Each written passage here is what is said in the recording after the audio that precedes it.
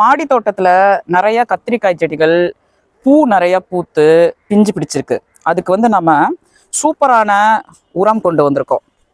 கிட்டத்தட்ட மாடி தோட்டத்துல 20க்கும் அதிகமான கத்திரிக்காய் செடிகள் இருக்கு.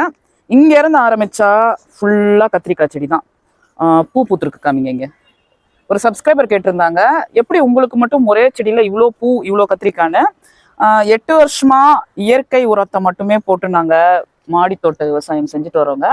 இந்த மண்ணுல வந்து இப்படிதான் வந்து சீசன் வந்தா நல்லா பூ பூத்து அப்படி காய் காய்க்கும். மே மாச எண்டு இருந்தது பார்த்தீங்களா, அப்போ ஒரு கோடை மழை பெஞ்சுது.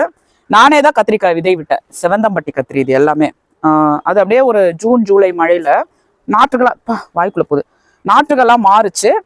இப்போ இதை நம்ம வந்து இப்படி தூவோம். கத்திரிக்காய் செடி வளர்க்க ஆரம்பிச்சாலே நீங்க முட்டையோட வந்து சேகரிக்க ஆரம்பிச்சிருங்க. இந்த தொட்டியில போடுவோம். தண்ணி ஊத்துறதுக்கு முன்னாடி தான் இதை வந்து நம்ம போடணும். இயற்கையா கால்சியம் சத்து அதிகமா இருக்கு. எப்படி போட்டுட்டே வரோம் பாருங்க. அப்படியே வந்தா அடுத்தது. இது ஒரு பேட்டர்னா கடைசி வரைக்கும் இருக்கு. காமிங்க. இதுல கத்திரிக்காய் வந்திருக்கு பாருங்க. காமிங்க. இந்த பக்கம் கத்திரிக்காய் செடி நான் இவ்வளவு வச்சிருக்கேன். அப்படியே இங்க வந்தா இங்க வாங்க, சீக்கிரம் வாங்க. 3 நிமிஷத்துக்குள்ள போட்டாதான் ஷார்ட்ஸ்ல ஏறும். இது பாருங்க, கத்திரிக்காவெல்லாம் ஒன்னா வச்சா மகரந்த சேர்க்கை நடக்குமா? அங்கிருந்து காமிங்க. கீழே கீழே கீழே அப்படியே அங்கிருந்து வந்தாலும் ஃபுல்லா கத்திரிக்காய் செடியா தான் நான் வச்சிருக்கேன். எப்போதுமே காய்கறி செடிகளை ஒரே மாதிரி குரூப்பா வைக்கும் போது நல்ல மகரந்த சேர்க்கை வந்து நடக்கும்.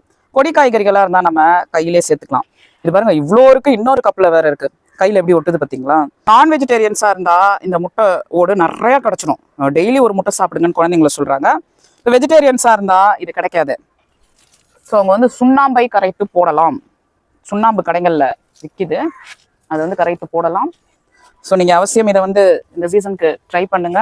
அப்படியே மேலே மேலே எவ்வளோ கிடைக்குது பாருங்க. கரைச்சி விட்டோம்னா அப்படியே செடியெல்லாம் அப்படியே போகும்.